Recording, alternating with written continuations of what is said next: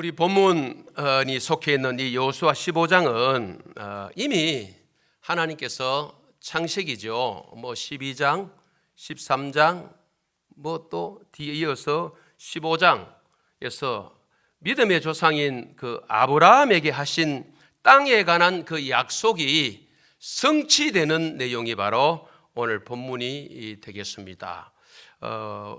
유다 지파가 분배받은 그 기업의 동서남북 경계선에 대해서 이 여호수아 15장에는 너무나 세밀하게 언급을 하고 있는 것을 보지요. 이 유다 지파가 요단 서편 땅에서 가장 먼저 땅을 분배받습니다. 기업을 분배받았는데 이것은 무엇을 말해주는 것입니까?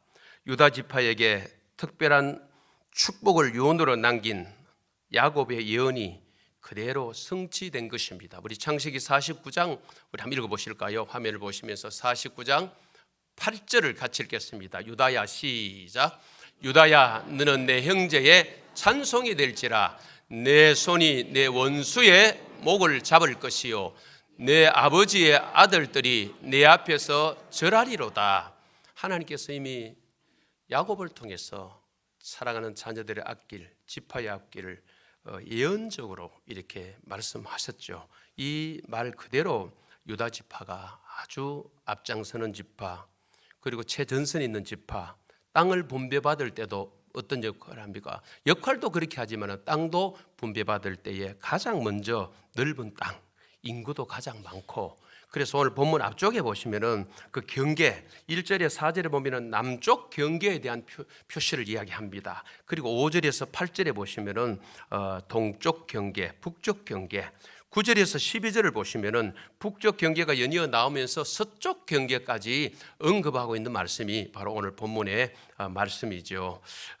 본문 앞쪽의 말씀이죠. 오늘 본문에서는 갈렙이 유다 지파 지경 안에 있는 지난주에 나눈 대로 이 산지를 내게 주소서 그랬죠. 그 산지가 헤브론 아닙니까? 기랏 아르바라 그러기도 하고 곧 헤브론 그러죠. 이 헤브론을 점령하는 데 얽힌 일화를 소개한 내용이죠. 우리 13절을 한번 읽어보실까요? 13절 말씀입니다. 시작.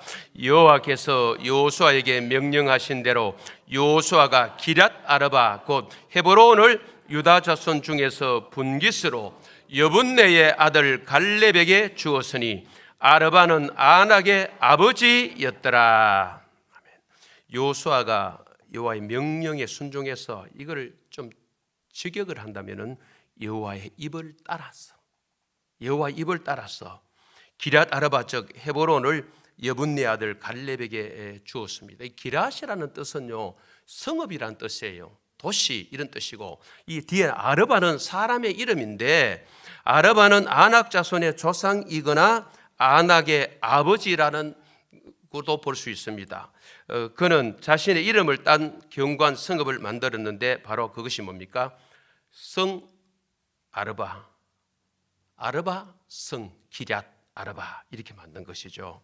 이 기랏 아르바 즉 헤브론은 역사적으로 참 의미가 있습니다. 우리 창세기 보시면요 믿음의 조상 아브라함이 여기 뭡니까? 거류했습니다. 우리 창세기 13장 18절에도 나오고 35장 27절에도 나오죠. 그 다음에 사라가 죽은 곳이라고 창세기 23장 2절에 나오고 사라를 장사한 곳이라고 역시 창세기 23장 19절에 나오는 것을 보게 되죠. 그뿐 아닙니다. 이삭이 거주했다고 창세기 35장 27절, 그 아버지도 여기 거주했다 이 27절에서 말하죠. 35장 27절. 그리고 이삭이 죽었던 곳이 바로 창세기 35장 27절 그 이하를 읽어보 29절까지 읽어보시면 이삭이 거주하다가 여기서 죽었구나. 그 장소가 어디입니까?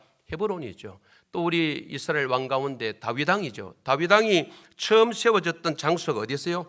헤브론에서 7년 6개월간 살겠죠. 그 내용들도 우리 사무엘하 2장을 보시면 보게 됩니다. 이렇게 이스라엘 백성들에게는 이 헤브론 하면 기랏 아르바보다 헤브론 하면은 잘 알려진 도시가 바로 이스라엘 백성들에게 의미가 있는 그런 도시였습니다. 우리 14절 한번 읽어보실까요? 14절 시작. 갈렙이 거기서 아낙의 소생 그 세 아들 그 셰세와 아이만과 달메를 쫓아내었고 그랬죠. 여호수아 14장 지난주 반대로 12절이죠. 이 헤브론 땅 이 산지를 어떻게 해요? 내게 주소서 하며 막 이렇게 피력을 했었죠. 그 피력한 대로 갈렙은 용기와 믿음을 가지고 실제로 어떻게 합니까? 전투력으로 전환해서 오늘 본문에서 땅을 차지하는 거예요. 그래서 제가 설교 제목을 고민하다가 이 제목, 행동으로 증명한 믿음, 이렇게 잡은 거죠. 이 14절에서 갈렙이 14장에서 말한 그 입술의 말이, 입술의 고백이 어떻게 삶으로, 행동으로 나타났냐는 거죠. 그걸 우리 볼 수가 있는 거죠. 볼 수 있죠. 헤브론 산지를 할당받은 갈렙은 그 땅을 실제로 차지하는데, 뭐 전쟁에서 다 따놓은 단상이 아니에요. 전쟁에서, 자기가 전쟁에서 이제 차지하는데, 분배받았다고 해서 저절로 그 소유가 된 것은 아니었다는 사실을 기억하셨으면 좋겠어요. 우리 갈렙은 전투를 벌여서 안악의 후손들을 오늘 본문에 축출을 합니다. 안악은 그인족 아닙니까? 노아 세대의 불순종을 상속했던 그 네피림들의 후손들입니다.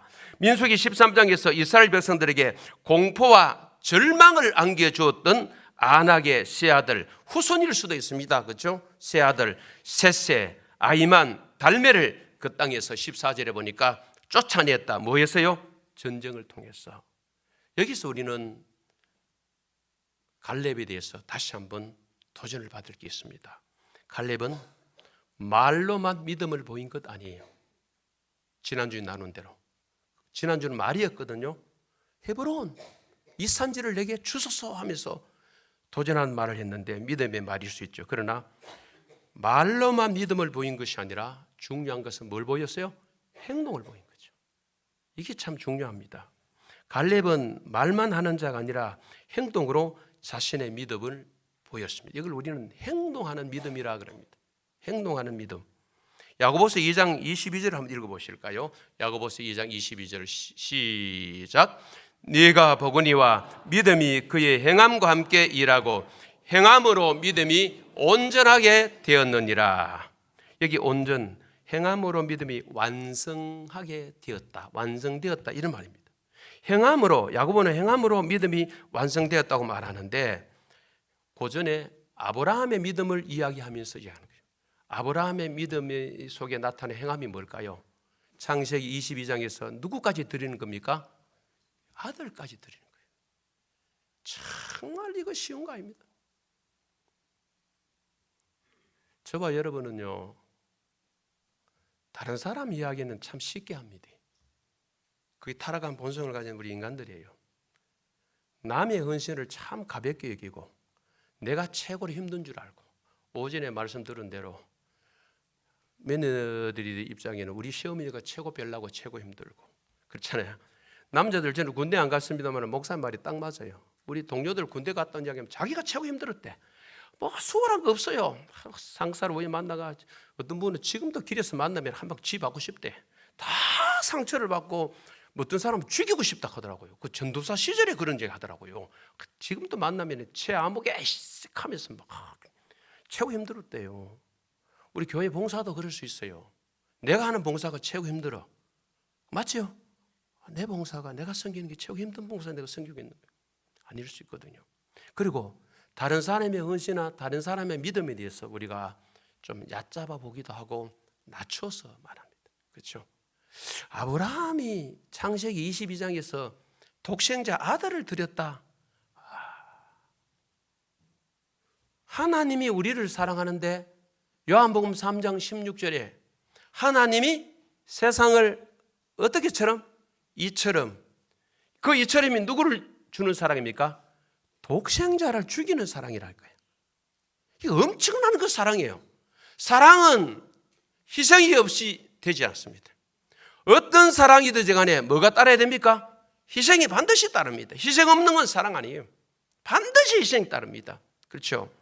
오늘 이 본문에서도 야고보 2장 22절, 그 전에 아브라함 이야기를 한다 그랬죠. 그 전절에 보면은 하면서 네가 보거니와 믿음이 그 행함과 함께 일하고 행함으로 믿음이 완성된다, 온전하게 되었다. 행함 없는 믿음이 아니거든요. 그렇죠? 여러분이나 지도자나 본이 되는 삶, 희생의 삶, 언행일치의 삶이 참 중요합니다.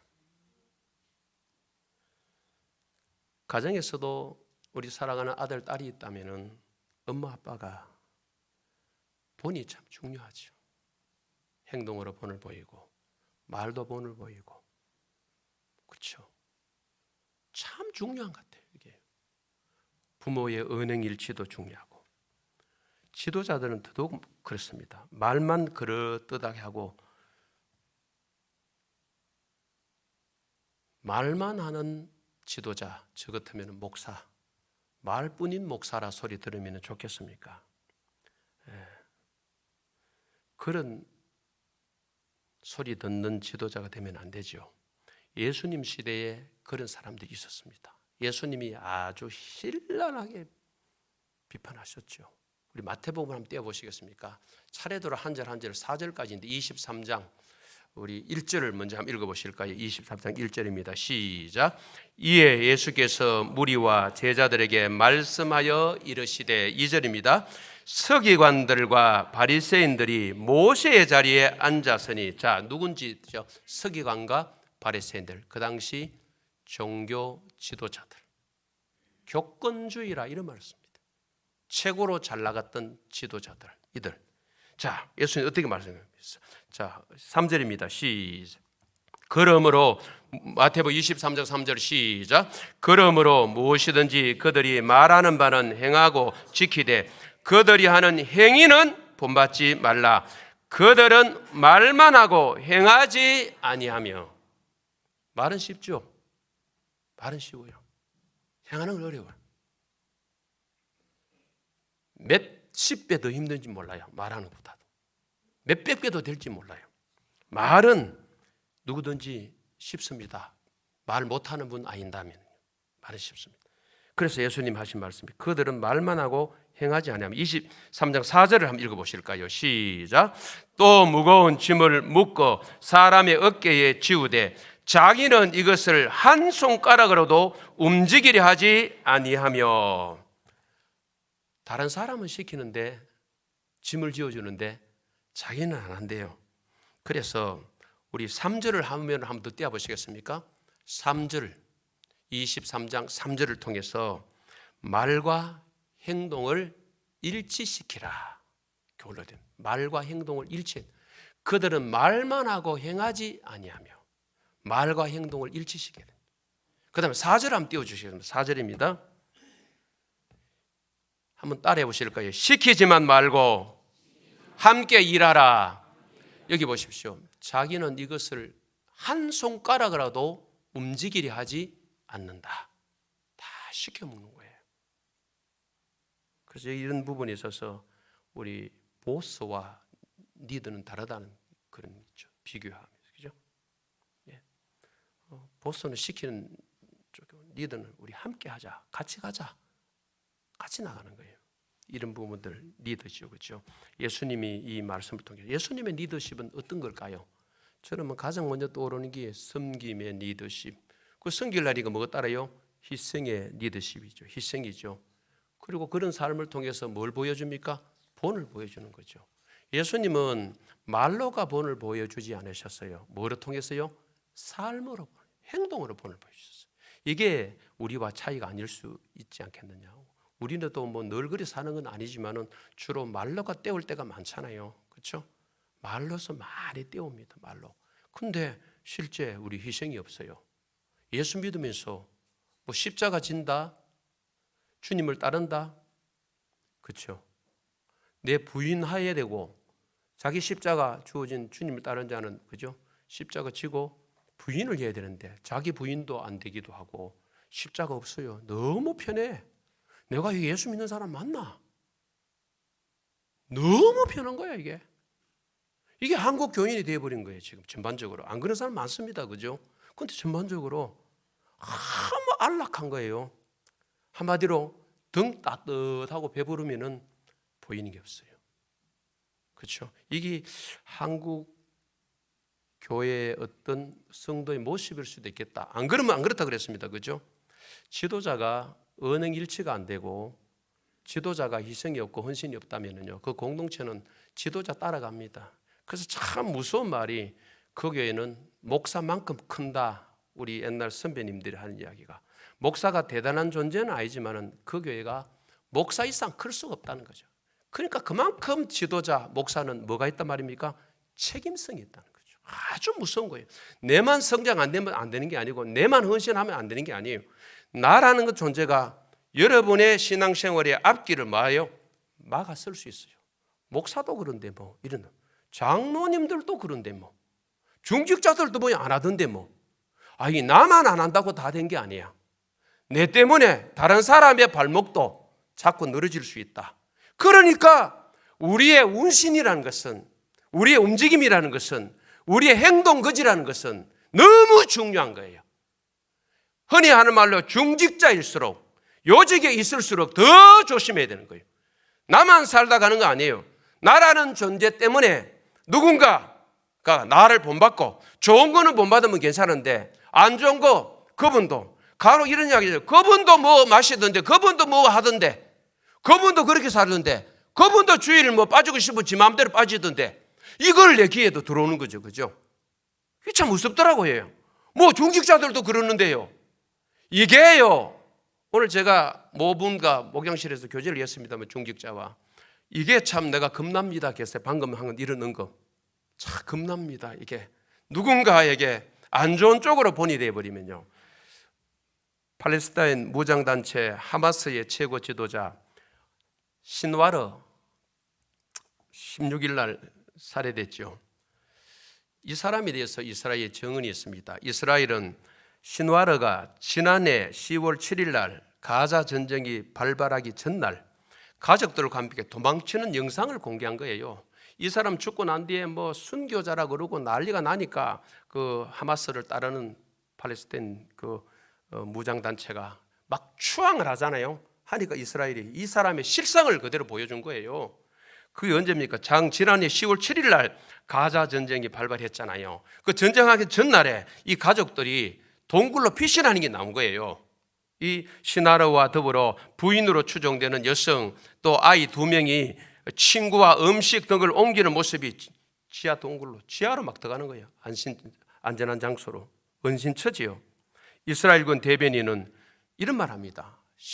시나르는 학살 불과 몇 시간 전에 자신과 가족의 안위를 지키기 위해 바빴다. 이렇게 비판해요. 그 피신 중에 부인으로 여겨지는 사람이 가방을 하나 들었는데, 그 가방이 저런 듣도 보도 못한 가방 이름, 설교시간 언급 안 하랍니다. 나도 잘 모르는 가방이기 때문에 액수는 말할게요. 하나로 약 4,400만 원짜리를 들고 그대로 보도됐죠. 그때 가자 주민들은 텐트나 생필품 하나 살 돈 없는, 자기를 추종하는 세력들은 그런 어려운 상황 지경에 있는데 전쟁 발발을 일으켜 놓고는 자기 가족 살겠다고 안전한 피신처로 도망가는 영상이 있던 거예요. 이 가짜가 아니라면은 이 지도자는 겉으로는 무장단체, 하마스 무장단체들에게 추앙받는 지도자였지만은 숨겨진 그 사람의 실상을 딱 보니까 자기 삶만 챙겼구나. 우리를 한번 돌아봅니다. 우리 각자의 예수님하고 교회하고 교회가 소중하다 하지만은 혹시 우리 챙기기 바쁜, 물론 챙겨야 되죠. 자기중심적이니까, 그렇죠? 근데 적어도 리더 지도자라면은 고통당하는 그 백성들과 뭐 해야 됩니까? 함께 해야 돼요. 그들의 고통을 나누고 지고 가야 되죠. 자기가 뭐 날라와서 죽더라도, 물론 지도자는 보호해야 된다는 개념이 있겠지만, 그죠? 일선에서 뛰어야 되죠. 그 자기 가족은 속 살겠다고 피신하고, 그것도 가방 비싼 걸 들고, 그렇죠? 이런 지도자가 예수님이 말씀하신 마태복음 23장에 나오는 이 서기관 바리새인들이 아닌가 싶습니다. 그런데 이 속에서 우리를 봐야 돼요. 니는 온전하냐? 너는 어떤 지도자냐? 그거 보는 거죠. 지도자가 말만 과장해서 그럴듯하게 하고 따르는 자들에게 희생을 강요하고 선동질을 막 하면서 정작 본인은 본인과 본인 가족들의 안위만 챙긴다면 이거는 좋은 지도자가 아니죠. 그렇죠? 간혹 저에게 좋은 이야기 해주는 분입니다. 좋은 이야기 그랬습니다. 칭찬해 주는 분. 지인들이 조 목사가 늘 선교하더니 사역하는 교회는 성광교회도 엄청 선교에 힘쓰고 아들마저도 선교사로 보내었으니 선교가 진심인 것이 증명되었다. 아들 선교지로 뭐 보냈는데, 근데 나는 말합니다. 내가 보낸 거 아니다. 아버지로서 내가 조금 영향력을 줬는지는 몰라도 하나님이 부르심이 있으니까 그 가족이 간 거지. 아버지가 떠밀어 내가 가라 소리 한 건 없거든요. 부르심 따라갔는데, 그러나 사람들은 좋게 봐주더라고요. 선교하면서 자기 가족은 선교지로 안 보내고, 물론 하나님 뜻이 없어서 안 보내는 경우도 있죠. 다른 사람 자녀들, 다른 사람을 자꾸 시켜서 내보내는 거, 그렇게 좋은 모습이 아니더라는 거죠. 근데 저는 이제 다른 사람 볼 때 니는 좀 증명이 됐다. 네 말한 대로 됐네. 선교 부르짖지만 입으로 부르짖는 게 아니고 교회도 선교하고 또 심지어 뭐 아들까지 뭐 선교지를 갔으니까 뭐 더 할 말 뭐 있노? 좋게 이야기해 주시더라고요. 물론 너무 감사한 거죠. 그러나 선교지를 갔다고 해서 끝난 게 아닙니다. 저는 늘 그런 말, 옳은 선교사가 되어야 됩니다. 계속 아들에게 도전 주는 게 선교사가, 바른 선교사가 되어야 되고, 언어가 아무리 되더라도 후원금이 아무리 들어오더라도 선교 사역이 안 되면은 나는 들어오라 합니다. 들어와야 된다. 후원 중요하고 선교사로서 언어도 중요하지만은 선교사 기본 자세가 안 돼 있다면은, 그 사역이 임하는 태도가 안 돼 있다면은, 그리고 세월이 좀 지나면서 습관적인 어떤 약간 선교사로서의 자세에서 이탈한 삶을 산다면은 경고지요. 와야 되는 거죠. 갔다고 다 되는 건 아닙니다. 그 자리에 있다고 다 되는 건 아닙니다. 우리 그런 사실을 기억해야 됩니다. 여러분, 말이나 믿음은 행함으로 증명되어져야 하는 것입니다. 책임지는 자의 말은 저는 늘 말합니다. 가볍지 않습니다. 이 산지를 내게 주소서 했던 이 갈렙, 다른 사람 듣는데 듣기 좋은 꼰대리였습니까? 아, 나는 이런 인물이야. 나 말로서 한번 떠야지. 스타가 돼야 되지. 다른 사람과 다르다는 걸 한번 표출해야 되지. 그래서 너도 나도 안 하려는 이 산지를 내게 주소서 했습니까? 말만 했습니까? 아니에요. 갈렙은 이미 전쟁을 준비하고 쳐들어갈 것을 대비해서, 실천으로 옮길 것을 대비해서 그런 말을 했지, 말만 툭 던져놓고 싹 빠지는, 치고 빠지는 식으로, 그거 아니에요. 우리가 어떤 말씀을 하시는데 책임을 지는 자의 말은 그렇게 가볍지 않습니다. 가정에서 가장이 말을 하는데 자녀들을 향한 책임이 있잖아요. 그러니까 함부로 말하지 않는데, 이웃집에 별 책임 안 지는 아저씨들, 아주머니들은 그러면 되겠네, 그렇게 키우면 되겠네, 보내면 되겠네, 뭐 공부 안 시키면 되겠네. 책임성 없는 발언이잖아요. 교회도 마찬가지입니다. 우리가 여기 출석하면서 성관계 어떤 사안이 나왔을 때 바깥의 분들은 책임성이 없기 때문에 성관계 그렇게 하면 되겠네, 가면 되겠네, 그만두면 되겠네. 아니에요. 우리 여기 계신 분들은 그 말씀하면 안 되죠. 왜? 책임이 있기 때문에 그렇습니다. 그래서 책임지는 자의 말은 가볍지를 않다는 거죠. 쉽지 않습니다. 그죠? 갈렙, 책임지지 않을 말을 발언한 거 아닙니다. 말로서 스타가 되고 한번 떠봐야 되겠다, 이걸 위해서 한 것은 아니지요.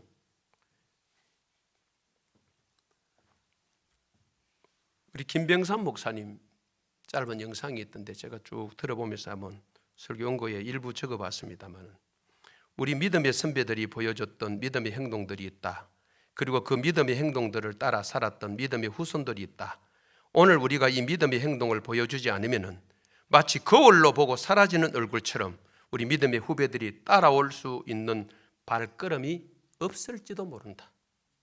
말로서는 가르치는데 믿음의 발자국이 없으면 거울 보고 내려놓는 것처럼 따라올 사람이 없지 모른다. 제가 몽골 선교지 갔을 때에 아주 좀 저기는 감동이었습니다. 어린아이지만은 예배를 마치고 식사를 하는데 한국에서 오신 지 얼마 안 되는 장로님이 옆에 아이가 있고 엄마가 있는데 그 엄마는 보니까 외교관으로 와 있더라고요. 그리고 아들이 한 5, 6살 되는데 장로님이 주머니에서 밥을 드시다가 용돈을 아이 이쁘다고 툭 준 거예요. 주니까 엄마가 하는 말이 아이고 장로님 왜 이렇게 큰 돈을 주세요 이랬어요. 그리고 아이 보고 인사해라. 아이가 인사하더라고. 감사합니다. 엄마가 바로 질문이 들어갔어요. 바로 질문. 이름 부르면서 이거 어디에 쓸래 하니까 이 아이가요 5, 6살 남자아이입니다. 헌금 이러는 거예요. 깜짝 놀래. 야, 우리 이준이보다는 좀 더 이혜리보다는 좀 나이가 적을 것 같고. 근데 우리 손자 비교해봤다니까. 우리 이혜리에게 큰 손자에게 너 용돈을 줬으면 우리 이혜리가 선교자 이혜리가 헌금. 둘째 손자 나이 헌금을 잘 모를 것 같아. 오늘 또 왔습니다 말이죠. 그죠? 그러니까 엄마가 너무 기뻐하면서 그래 가자 헌금함에 가자 하고 데리고 가서 영상을 찍었어야 되는데 증거를 위해서는 놓고 돌아오는 거예요. 그때 제가 느낀 게 뭔지 아세요? 이 아이에게 가정에서 돈 쓰는 걸 엄마가 어떻게 가르쳤으면 그 아이 입에서 헌금이 툭 튀어나왔을까? 저는 이전을 보는 거죠. 방금 이 상황을 보고 감동받는 게 아니고 어린 이 아이에게 외교관인 엄마 직업을 가진 아버지도 외교관이라고 하더라고요. 이 직업을 가진 이 사람들이 정부 외교관이죠. 이 사람들이 어떻게 이 아이를 교육시켰길라 헌금이나 말 튀어나오는 참 중요한 교육입니다.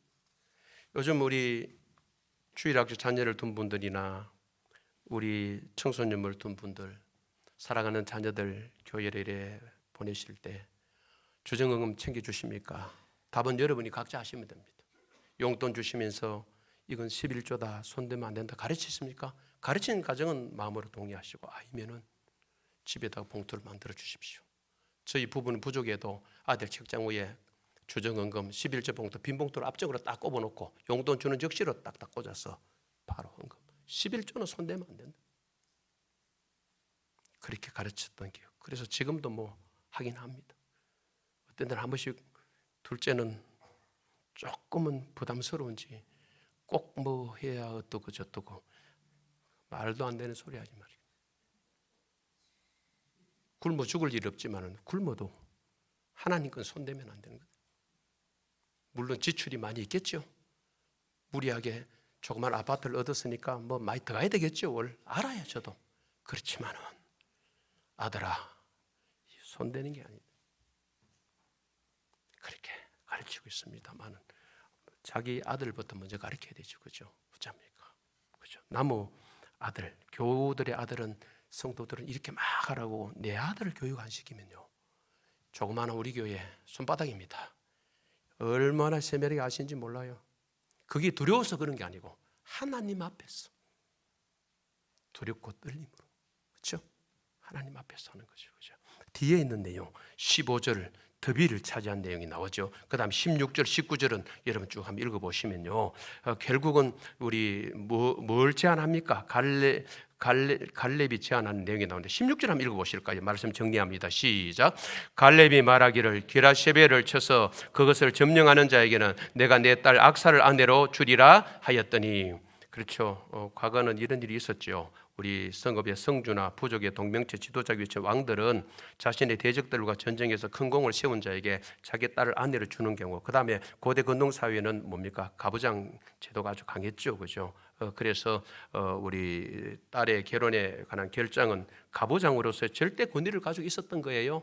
이래서 이제 이렇게 말을 했는데 우리 조카죠, 동생의 아들 온니엘이 어떻게 합니까? 땅을 차지하고 딸 악사 갈렙의 딸을 줬던 내용을 뒤에 기록된 내용이 나옵니다. 그죠? 그리고 우리 뒤에 나오는 온니엘은 사사기 1장에 가보시면 아주 훌륭한 사사로 나타나는 것을 보게 되지요.